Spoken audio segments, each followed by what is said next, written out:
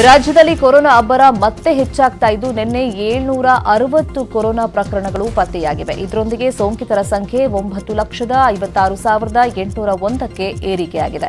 ಇನ್ನು ಕಳೆದ 24 ಗಂಟೆಗಳಲ್ಲಿ ರಾಜ್ಯದಲ್ಲಿ ಕೊರೋನಾದಿಂದ 6 ಸೋಂಕಿತರು ಮೃತಪಟ್ಟಿದ್ದಾರೆ. ಸಾವಿನ ಸಂಖ್ಯೆ 12,379ಕ್ಕೆ ಏರಿಕೆಯಾಗಿದೆ. ಬೆಂಗಳೂರಲ್ಲಿ ನಿನ್ನೆ 488 ಮಂದಿಗೆ ಸೋಂಕು ದೃಢಪಟ್ಟಿದ್ದು ನಗರದಲ್ಲಿ ಸೋಂಕಿಗೆ 4 ಬಲಿಯಾಗಿದ್ದಾರೆ. ರಾಜ್ಯದಲ್ಲಿ ನಿನ್ನೆ 331 ಸೋಂಕಿತರು ಗುಣಮುಖರಾಗಿ ವಿವಿಧ ಆಸ್ಪತ್ರೆಗಳಿಂದ ಡಿಸ್ಚಾರ್ಜ್ ಆಗಿದ್ದಾರೆ. ಕೃಷಿ ಸಚಿವ ಬಿಸಿ ಪಾಟೀಲ್ ತವರು ಜಿಲ್ಲೆ ಹಾವೇರಿಯಲ್ಲೇ ರೈತರ ಬೆಳೆಗಳಿಗೆ ಸಮರ್ಪಕವಾದ ಬೆಲೆ ಸಿಗದೆ ಅನ್ನದಾತರು ಕಂಗಾಲಾಗಿದ್ದಾರೆ.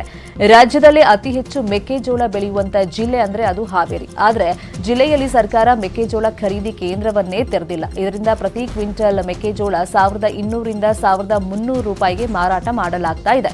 ಆದರೆ ಸರ್ಕಾರ ಮೆಕ್ಕೆಜೋಳ ಪ್ರತಿ ಕ್ವಿಂಟಲ್ಗೆ 1,860 ರೂಪಾಯಿ ಕನಿಷ್ಠ ಬೆಂಬಲ ಬೆಲೆ ಘೋಷಣೆ ಮಾಡಿದೆ.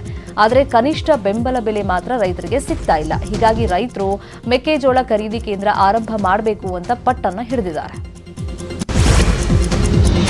ಕೃಷ್ಣಾ ಅಚ್ಚುಕಟ್ಟು ಪ್ರದೇಶದ ರೈತರು ಬೇಸಿಗೆ ಆರಂಭದಲ್ಲಿ ನೀರಿನ ಕೊರತೆಯನ್ನ ಎದುರಿಸ್ತಾ ಇದ್ದಾರೆ. ಯಾದಗಿರಿ ಜಿಲ್ಲೆಯ ಕೃಷ್ಣಾ ನದಿಯ ಅಚ್ಚುಕಟ್ಟು ಪ್ರದೇಶದ ರೈತರು ಸಾಲ ಮಾಡಿಕೊಂಡು ಭತ್ತ, ಸಜ್ಜೆ, ಮೆಣಸಿನಕಾಯಿ ಬೆಳೆಯನ್ನ ಬೆಳೀತಾ ಇದ್ರು. ಆದರೆ ಈಗ ರೈತರಿಗೆ ಗಾಯದ ಮೇಲೆ ಬರೆ ಎಳೆದಂತ ಪರಿಸ್ಥಿತಿ. ಬೇಸಿಗೆ ಆರಂಭದಲ್ಲೇ ಬಸವಸಾಗರ ಜಲಾಶಯದಲ್ಲಿ ನೀರಿನ ಅಭಾವ ತಲೆದೋರಿದೆ. ಹೀಗಾಗಿ ಮಾರ್ಚ್ 12ರ ನಂತರ ನೀರು ಹರಿಸುವುದನ್ನು ಬಂದ್ ಮಾಡಲಾಗ್ತಾ ಇದೆ. ಇದು ರೈತರ ಆಕ್ರೋಶಕ್ಕೆ ಕಾರಣವಾಗಿದೆ. ಹುಲಿಯನ್ನ ಸೆರೆ ಹಿಡಿಯುವಂತೆ ಒತ್ತಾಯಿಸಿ ಕೊಡಗಿನಲ್ಲಿ ರೈತರು ನಡೆಸ್ತಾ ಇರುವಂತಹ ಪ್ರತಿಭಟನೆ ತೀವ್ರ ಸ್ವರೂಪ ಪಡೆದುಕೊಂಡಿದೆ. ಪೊನ್ನಂಪೇಟೆ ಬಂದ್ಗೆ ಕರೆಯನ್ನ ನೀಡಲಾಗಿದೆ. ನಿನ್ನೆ ಹುಲಿ ಸೆರೆ ಹಿಡಿಯುವಂತೆ ಆಗ್ರಹಿಸಿ ರೈತರು ಪ್ರತಿಭಟನಾ ಜಾಥಾ ನಡೆಸಿದರು. ಗೋಣಿಕೊಪ್ಪ ಮಾರ್ಗವಾಗಿ 25 ಕಿಲೋಮೀಟರ್ ದೂರದಲ್ಲಿ ಆನೆ ಚೌಕೂರಿನಲ್ಲಿರುವಂತಹ ವನ್ಯಜೀವಿ ವಲಯ ಅರಣ್ಯ ಕಚೇರಿವರೆಗೆ ಸಾಕ್ತು. ಹುಲಿಯನ್ನ ಸೆರೆ ಹಿಡಿಯೋವರೆಗೂ ನಮ್ಮ ಪ್ರತಿಭಟನೆ ಮುಂದುವರೆಸ್ತೀವಿ ಅಂತ ಪ್ರತಿಭಟನಾಕಾರರು ಪಟ್ಟನ್ನ ಹಿಡಿದಿದ್ದಾರೆ. ರಾಜ್ಯದಲ್ಲಿ ವಿವಿಧ ಸಮುದಾಯಗಳ ಮೀಸಲಾತಿ ಬೇಡಿಕೆಯನ್ನ ಈಡೇರಿಸುವುದಕ್ಕೆ ಉಚ್ಚ ನ್ಯಾಯಾಲಯದ ನಿವೃತ್ತ ನ್ಯಾಯಾಧೀಶರಾದ ಸುಭಾಷ್ ಆಡಿ ನೇತೃತ್ವದಲ್ಲಿ ತ್ರಿಸದಸ್ಯರ ಉನ್ನತ ಮಟ್ಟದ ಸಮಿತಿ ರಚಿಸಿ ಆದೇಶವನ್ನು ಹೊರಡಿಸಲಾಗಿದೆ. ಪಂಚಮಸಾಲಿ ಸಮುದಾಯದ 2A ಮೀಸಲಾತಿ ಸೇರಿದಂತೆ ಕುರುಬ ಸಮುದಾಯದವರ ಎಸ್ಟಿಗೆ ಸೇರಿಸುವಂತೆ, ವೀರಶೈವ ಲಿಂಗಾಯತರು ಒಬಿಸಿ ಮೀಸಲಾತಿ ಸೇರಿಸುವಂತೆ ಹಾಗೂ ಇತರೆ ಸಮುದಾಯಗಳು ಮೀಸಲಾತಿ ಹೆಚ್ಚಳ ಮರು ಹಂಚಿಕೆಗೆ ಮನವಿಯನ್ನ ಮಾಡಿಕೊಂಡಿದ್ದಾರೆ. ಮೈಸೂರು ಮೈಮೂಲ್ ಚುನಾವಣೆ ಹಿನ್ನೆಲೆಯಲ್ಲಿ ಮಾಜಿ ಸಿಎಂ ಕುಮಾರಸ್ವಾಮಿ ಮೈಸೂರಿನಲ್ಲೇ ಮೊಕ್ಕಾಂ ಹೂಡಿದ್ದಾರೆ. ಮೈಸೂರು ಪಾಲಿಕೆ ಆಯಿತು, ಈಗ ಮೈಮೂಲ್ ಚುನಾವಣೆಗೂ ಮಾಜಿ ಸಿಎಂ ರಣತಂತ್ರವನ್ನ ಹೆಣಿತಾ ಇದ್ದಾರೆ. ಮಾಜಿ ಸಿಎಂ ಎಚ್ಡಿಕೆ, ಮಾಜಿ ಸಚಿವ ಎಚ್ಡಿ ರೇವಣ್ಣ, ಸಾರಾ ಮಹೇಶ್ ಗೌಪ್ಯ ಸಭೆಯನ್ನು ನಡೆಸಿದ್ದಾರೆ. ಮೈಸೂರಿನ ಹೊರವಲಯದ ಖಾಸಗಿ ರೆಸಾರ್ಟ್ನಲ್ಲಿ ವಾಸ್ತವ್ಯ ಹೂಡಿ ಚುನಾವಣೆ ಕುರಿತಂತೆ ಸಭೆಯನ್ನು ನಡೆಸಲಾಗ್ತಾ ಇದೆ. ಅಣ್ಣ ರೇವಣ್ಣ ಜೊತೆಗೂಡಿ ಮೈಮೂಲ್ ಚುನಾವಣೆಗಾಗಿ ಎಚ್ಡಿಕೆ ಮಾಸ್ಟರ್ ಪ್ಲಾನ್ ಮಾಡಿದ್ದಾರೆ. ಗಾಂಜಾ ಸಾಗಿಸ್ತಾ ಇದ್ದ ಇಬ್ಬರನ್ನ ಬಂಧಿಸಲಾಗಿದೆ. ತುಮಕೂರು ನಗರದ ರೈಲ್ವೆ ನಿಲ್ದಾಣದ ಬಳಿಯಲ್ಲಿ ಖಚಿತ ಮಾಹಿತಿ ಮೇರೆಗೆ ಅಬಕಾರಿ ಇಲಾಖೆಯ ಅಧಿಕಾರಿಗಳು ದಾಳಿಯನ್ನ ಮಾಡಿದ್ದಾರೆ. ಇಬ್ಬರನ್ನ ಬಂಧಿಸಿದ್ದು ಆರೋಪಿಗಳಿಂದ ಸುಮಾರು 2.5 ಕೆಜಿ ಗಾಂಜಾ, ಒಂದು ಬೈಕ್ ಅನ್ನು ವಶಕ್ಕೆ ಪಡೆಯಲಾಗಿದೆ.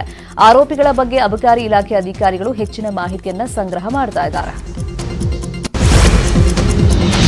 ಆದಾಯಕ್ಕಿಂತ ಹೆಚ್ಚಿನ ಆಸ್ತಿ ಗಳಿಕೆ ಆರೋಪ ಹಿನ್ನೆಲೆಯಲ್ಲಿ ಎಸಿಬಿ ಅಧಿಕಾರಿಗಳು ಬಿಎಂಟಿಎಫ್ ಇನ್ಸ್ಪೆಕ್ಟರ್ ವಿಕ್ಟರ್ ಸೈಮನ್ ಅನ್ನು ಬಂಧಿಸಿದ್ದಾರೆ. ಆದರೆ ಸೈಮನ್ ಎಸಿಬಿ ಅಧಿಕಾರಿಗಳು ವಿಚಾರಣೆಗೆ ಸಹಕಾರ ಕೊಡ್ತಾ ಇಲ್ಲವಂತೆ. ಹೀಗಾಗಿ 3 ದಿನಗಳ ಕಾಲ ಇನ್ಸ್ಪೆಕ್ಟರ್ ಸೈಮನ್ ಅನ್ನು ಕಸ್ಟಡಿಗೆ ಪಡೆಯಲಾಗಿದೆ. ಮೊನ್ನೆಯಷ್ಟೇ ವಿಕ್ಟರ್ ಸೈಮನ್ ಮನೆ ಮೇಲೆ ಎಸಿಬಿ ರೇಡ್ ಆಗಿತ್ತು. ಎಸಿಬಿ ದಾಳಿ ವೇಳೆ ಇನ್ಸ್ಪೆಕ್ಟರ್ ಮನೆಯಲ್ಲಿ 15 ಕೀಗಳು ಸಿಕ್ಕಿದೆಯಂತೆ. 15 ಕೀಗಳು ಯಾವುವು ಅಂತ ಕೇಳಿದ್ರೆ ಇನ್ಸ್ಪೆಕ್ಟರ್ ಸೈಮನ್ ಮೌನಕ್ಕೆ ಶರಣಾಗಿದ್ದಾರಂತೆ. ಇಂದು ಮಹಾಶಿವರಾತ್ರಿ ಪ್ರಯುಕ್ತ ಬಸವನಾಡು ವಿಜಯಪುರದಲ್ಲಿ ಶಿವನಿಗೆ ಪೂಜೆಯನ್ನ ಸಲ್ಲಿಸಲಾಯಿತು. ವಿಜಯಪುರ ನಗರದ ಶಿವಗಿರಿಯಲ್ಲಿ ಪೂಜಾ ಕೈಂಕರ್ಯ ಆರಂಭವಾಗಿದೆ. ವಿದ್ಯುತ್ ದೀಪಾಲಂಕಾರಗಳಿಂದ 85 ಅಡಿ ಎತ್ತರದ ಶಿವನ ಮೂರ್ತಿ ಕಂಗೊಳಿಸ್ತಾ ಇದೆ. ಮುಂಜಾನೆಯಿಂದಲೇ ದೇವಸ್ಥಾನಗಳಲ್ಲಿ ಹೋಮ, ಹವನಗಳು, ಅಭಿಷೇಕ ಮತ್ತಿತರ ವಿಶೇಷ ಪೂಜೆಗಳು ನಡೀತಾ ಇವೆ. ದೇಶದಾದ್ಯಂತ ಕೂಡ ಸಂಭ್ರಮದಿಂದ ಶಿವರಾತ್ರಿ ಆಚರಣೆಯನ್ನ ಮಾಡಲಾಗ್ತಾ ಇದೆ. ಉತ್ತರ ಭಾರತದ ಹಲವು ದೇಗುಲಗಳು ಬೆಳಗಿನ ಜಾವದಿಂದಲೇ ಭಕ್ತರಿಂದ ತುಂಬಿ ತುಳುಕ್ತಾ ಇವೆ. ದೇವರಿಗೆ ಅಭಿಷೇಕ ಮಾಡೋದಕ್ಕೆ ಭಕ್ತರು ಸರತಿ ಸಾಲಲ್ಲಿ ನಿಂತಿರೋದು ಸಾಮಾನ್ಯವಾಗಿ ಕಾಣಸಿಗ್ತಾ ಇದೆ. ಉಳಿದಿರುವಂತಹ ಪ್ರಮುಖ ಸುದ್ದಿ ನೋಡೋಣ ಬ್ರೇಕ್ ಆದ್ಮೇಲೆ. ತಡವಾಗಿದ್ದನ್ನ ಪ್ರಶ್ನೆ ಮಾಡಿದ್ದಕ್ಕೆ ಝೊಮ್ಯಾಟೊ ಬಾಯ್ ಮತ್ತು ಮಹಿಳೆ ನಡುವೆ ವಾಗ್ವಾದ ನಡೆದು ಆತ ಮಹಿಳೆಯ ಮೂಗಿಗೆ ಪಂಚ್ ಮಾಡಿರುವಂತಹ ಘಟನೆ ಬೆಂಗಳೂರಲ್ಲಿ ನಡೆದಿತ್ತು. ಪ್ರಕರಣಕ್ಕೆ ಸಂಬಂಧಪಟ್ಟಂತೆ ಎಲೆಕ್ಟ್ರಾನಿಕ್ ಸಿಟಿ ಪೊಲೀಸರು ಝೊಮ್ಯಾಟೊ ಡೆಲಿವರಿ ಬಾಯ್ ಕಾಮರಾಜ್ನನ್ನ ಬಂಧಿಸಿದ್ದಾರೆ. ಸಾರಿಗೆ ನೌಕರರ ಅಂತರ್ ನಿಗಮ ವರ್ಗಾವಣೆಗೆ ಸರ್ಕಾರ ಗ್ರೀನ್ ಸಿಗ್ನಲ್ ಅನ್ನು ಕೊಟ್ಟಿದೆ. ಸಾರಿಗೆ ನೌಕರರ 9 ಬೇಡಿಕೆಗಳಲ್ಲಿ ಇದು ಒಂದು ಬೇಡಿಕೆಯಾಗಿತ್ತು. ಅಂತರ ನಿಗಮಗಳ ವರ್ಗಾವಣೆಗೆ ಆದೇಶಕ್ಕೆ ಈಗ ಸರ್ಕಾರ ಒಪ್ಪಿಗೆಯನ್ನು ಸೂಚಿಸಿದೆ. ಅಲ್ಲದೆ ಎಲ್ಲಾ ಸಾರಿಗೆ ನಿಗಮಗಳ ಎಂಡಿಗಳಿಗೆ ಆದೇಶ ಪ್ರತಿ ರವಾನಿಸಿದೆ. ಕಾರವಾರ ನಗರಸಭೆ ಮಾಲೀಕತ್ವದ ವಾಣಿಜ್ಯ ಸಂಕೀರ್ಣ ಮಳಿಗೆಗಳು ಹರಾಜು ಪ್ರಕ್ರಿಯೆ ಗೊಂದಲದ ಗೂಡಾಗ್ಬಿಟ್ಟಿದೆ. ಈಗಾಗಲೇ 2 ಬಾರಿ ಹರಾಜಾಗಿದೆ. ಈಗ 3ನೇ ಬಾರಿ ಹರಾಜು ಕೂಗುವುದಕ್ಕೆ ಉತ್ತರ ಕನ್ನಡ ಜಿಲ್ಲೆಯ ಕಾರವಾರ ನಗರಸಭೆ ತಯಾರಿಯನ್ನು ನಡೆಸಿದೆ. ಒಂದೊಂದು ಮಳಿಗೆಗೆ 70,000, 45,000 ಬಿಡ್ ಮಾಡಿ ಮಳಿಗೆಯನ್ನು ಪಡ್ಕೊಂಡಿದ್ರು. ಆದರೆ ಬಾಡಿಗೆ ನೀಡೋದಕ್ಕೆ ಸಾಧ್ಯವಾಗದ ಕಾರಣ ನಗರಸಭೆಗೆ ಅಂಗಡಿಯನ್ನು ಮಳಿಗೆದಾರರು ಹಸ್ತಾಂತರ ಮಾಡಿದ್ರು. ಮಾರ್ಚ್ 20 ಹಾಗೆಯೇ 21ರಂದು ನಿಗದಿಯಾಗಿದ್ದ ಎಸ್ಡಿಎ ಪರೀಕ್ಷೆಯನ್ನ ಮುಂದೂಡಿಕೆ ಮಾಡಲಾಗಿದೆ. ಪರೀಕ್ಷೆಯನ್ನು ನಡೆಸುವುದಕ್ಕೆ ಕಾಲಾವಕಾಶದ ಕೊರತೆಯಿಂದ ಕರ್ನಾಟಕ ಲೋಕಸೇವಾ ಆಯೋಗ ಪರೀಕ್ಷೆಯನ್ನ ಮುಂದೂಡಿದೆ. ಮುಂದೂಡಲ್ಪಟ್ಟ ಎಸ್ಡಿಎ ಪರೀಕ್ಷೆಯ ಹೊಸ ದಿನಾಂಕವನ್ನು ಶೀಘ್ರದಲ್ಲೇ ಪ್ರಕಟಿಸಲಾಗುವುದು ಅಂತ ಕೆಪಿಎಸ್ಸಿ ಕಾರ್ಯದರ್ಶಿ ಜಿ ಸತ್ಯವತಿ ಮಾಹಿತಿಯನ್ನು ಕೊಟ್ಟಿದ್ದಾರೆ. ದಿಢೀರ್ ರಾಜಕೀಯ ಬೆಳವಣಿಗೆಯಲ್ಲಿ ಉತ್ತರಾಖಂಡ್ನ ನೂತನ ಮುಖ್ಯಮಂತ್ರಿಯಾಗಿ ಬಿಜೆಪಿಯ ಸಂಸದ ತೀರತ್ ಸಿಂಗ್ ರಾವತ್ ಅವರು ಪ್ರಮಾಣ ವಚನವನ್ನು ಸ್ವೀಕರಿಸಿದ್ದಾರೆ. ಇನ್ನು 5 ಪ್ರಮುಖ ಸುದ್ದಿ ನೋಡೋದು ಬಾಕಿ ಇದೆ. ಬ್ರೇಕ್ ಆದ್ಮೇಲೆ ಸೋಂಕು ಕಂಟ್ರೋಲ್ಗೆ ಸಿಗ್ತಾ ಇಲ್ಲ. 11,000ವಿದ್ದ ಪ್ರತಿದಿನದ ಸೋಂಕಿನ ಲೆಕ್ಕ 13,000ಕ್ಕೇರಿದೆ.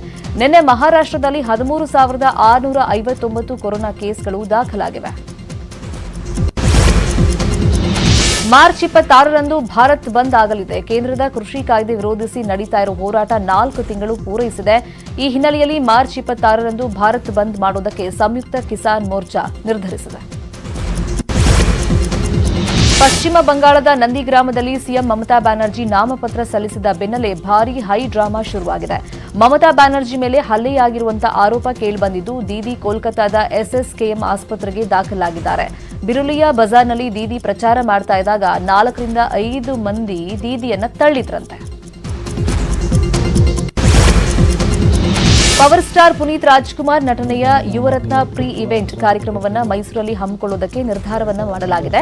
ಮಾರ್ಚ್ 20ನೇ ತಾರೀಕು ಮೈಸೂರಿನಲ್ಲಿ ಕಾರ್ಯಕ್ರಮ ನಡೆಯಲಿದೆ. ಯುವರತ್ನ ಪ್ರೀ ರಿಲೀಸ್ ಹಾಗೇನೆ ಆಡಿಯೋ ಲಾಂಚ್ ಒಟ್ಟಿಗೆ ನೆರವೇರಲಿದೆ. ಇದಕ್ಕಾಗಿ ಸಾಂಸ್ಕೃತಿಕ ನಗರಿ ಮೈಸೂರಲ್ಲಿ ಸಕಲ ಸಿದ್ಧತೆಯನ್ನ ಮಾಡಿಕೊಳ್ಳಲಾಗ್ತಾ ಇದೆ.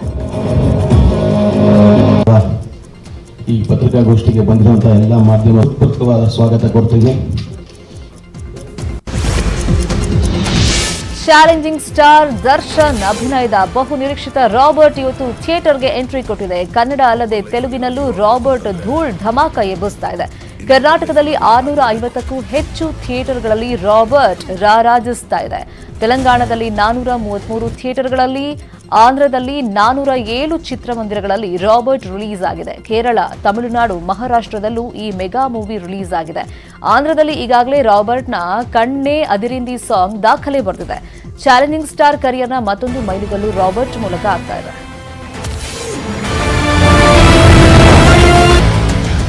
ಒಬ್ಬರ ಲೈಫಲ್ಲಿ ನಾವು ಹೀರೋ ಆಗಬೇಕು ಅಂತಂದ್ರೆ ಇನ್ನೊಬ್ಬರ ಲೈಫಲ್ಲಿ ನಾವು ವಿಲನ್ ಆಗಲೇಬೇಕು.